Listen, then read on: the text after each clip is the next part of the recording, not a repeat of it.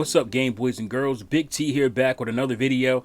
And this video is going to be my impressions and thoughts about not E3 2023. As you know, we didn't get an E3 this year. We probably won't get another one ever again. I don't know how that's going to play out. But we did get is a lot of different exhibitions by different companies. I guess you could say it started with Sony and their showcase, and it didn't go as a lot of fans would have liked. They showed for their first party games mostly a lot of CGI trailers, and it was just a bunch of kind of what they call gas games as a service games, which is a weakness that Sony needed to address. So it's understandable, but I think fans would have liked to have seen more kind of traditional games from them. But that's not a weakness of theirs. That's actually Microsoft's weakness, is having like the single player games and stuff. I'll talk about them more later. But it was overall a pretty weak show, mainly because of a lot of CGI trailers. Spider-Man looked really good. I know there's another game I'm forgetting. Final Fantasy looks good for those who care about Final Fantasy. Action adventure or action adventure RPG. I don't really care for that. But yeah, overall pretty weak showing. And then I believe the next one up, and they had like smaller shows in between. Devolver did theirs. I believe there was a PC show as well. I missed both of those. I didn't see them. Just disclaimer there. So I don't really know how those went. But and there was talks about Nintendo. Will Nintendo do a direct? They didn't. What they did do is drop information on Everybody Wants to Switch, which is a game that nobody wants, and Nintendo really didn't want to finish developing. But I guess they were so far in development they had to finish it and release it. But yeah, there's still no trailer, no gameplay or anything of that game.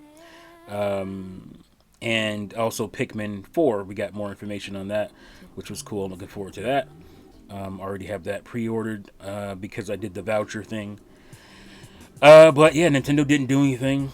And everybody really excited about having no E3. They don't want E3 anymore. A lot of these YouTubers don't want E3. But next up, I believe, after all those guys in the middle there, was Microsoft. Oh, no, sorry. Summer Games Fest with the Jeff Keighley thing. I don't care for Jeff Keighley shows because, they are what they are. Like, he has to make money. He has to, to be able to put these things on. So a lot of it ends up being like a large commercial. Which, at the end of the day, trailers kind of are anyway, because, they're showing you snippets of something they want you to go see or to buy. So it's kind of a commercial regardless, but it just seems really commercialized. And I would just rather just wait until it's over and get the trailers for the best stuff that they shown, I don't want to sit through Game Awards anymore, and I don't want to sit through Summer Games Fest. Apparently there was tons of mobile stuff, and I'm glad I wasn't there for that, because I don't really care for mobile gaming. But it was mostly okay. I think some people said they were surprised at how good it was, or that it was decent. I guess they went in with low expectations, and those expectations were not met, but maybe somewhat exceeded. So again, I don't really know. I'll talk about the reason E3 is better at the end of this. But yeah, they showed some stuff.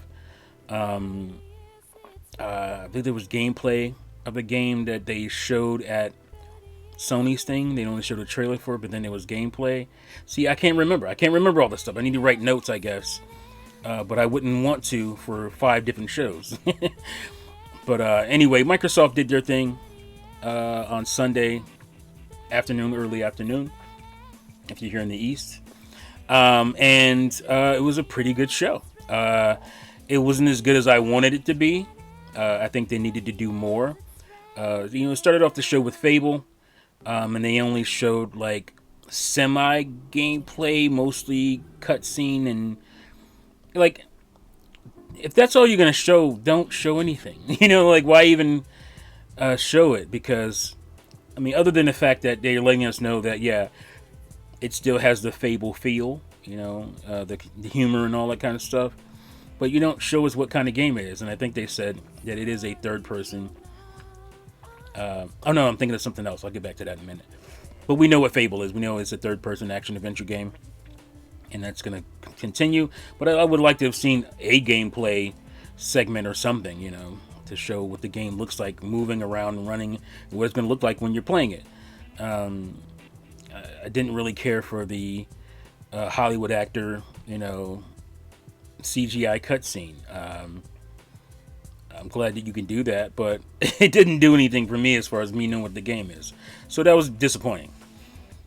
But they showed a ton of stuff. And you got to give them credit for that. There wasn't a lot of fluff going on in there.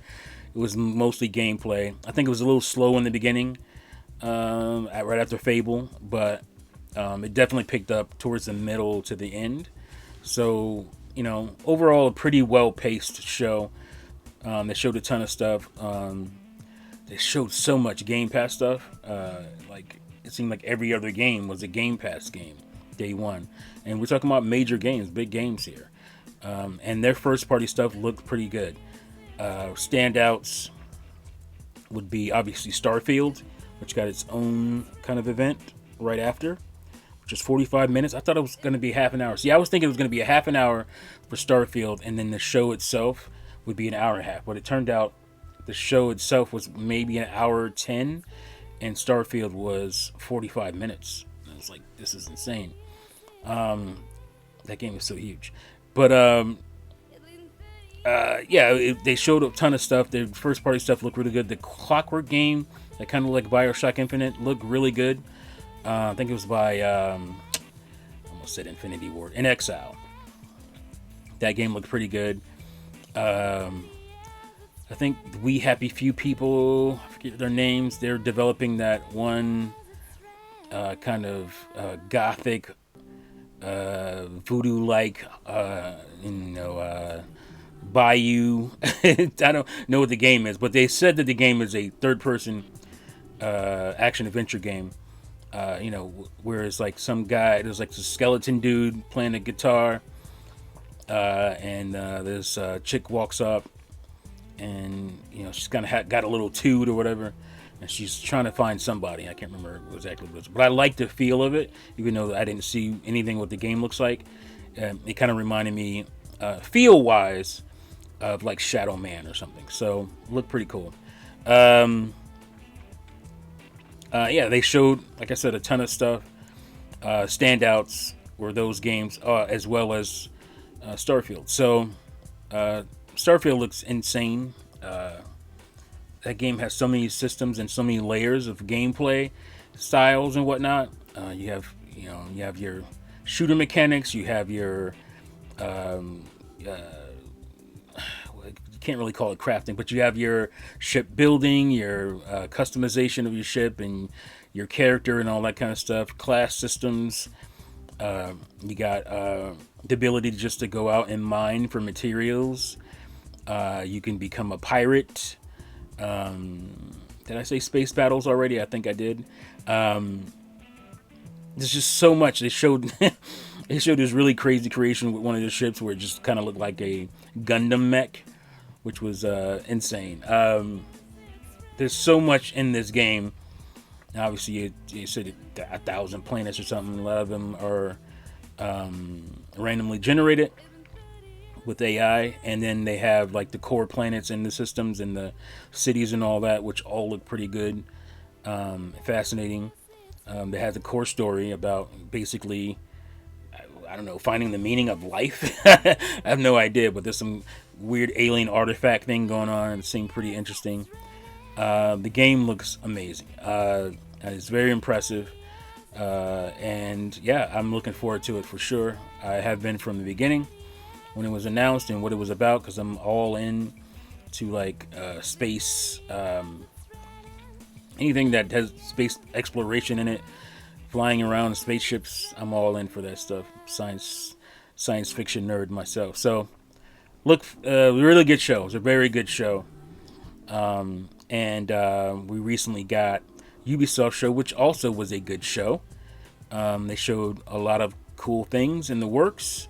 You know, you have your Assassin's Creed stuff. You have the mobile one. I can't remember the name of it.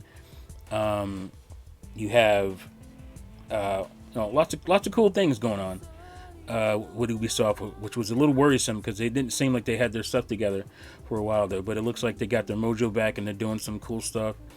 I didn't really see much of the Capcom one, but I heard it was kind of a letdown. There wasn't a whole lot going on with that, which is too bad because Capcom has actually been on the ups in the last 5 or 6 years. They've been doing really well, releasing quality quality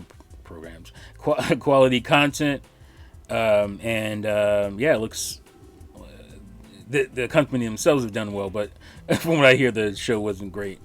There was a lot of complaints about it. I didn't see it myself, but that's the thing. That's what I was going to get to, is that not having E3 a centralized kind of show where everybody can show up and do their thing. It's a little confusing. Who's doing what, when, where? I don't know.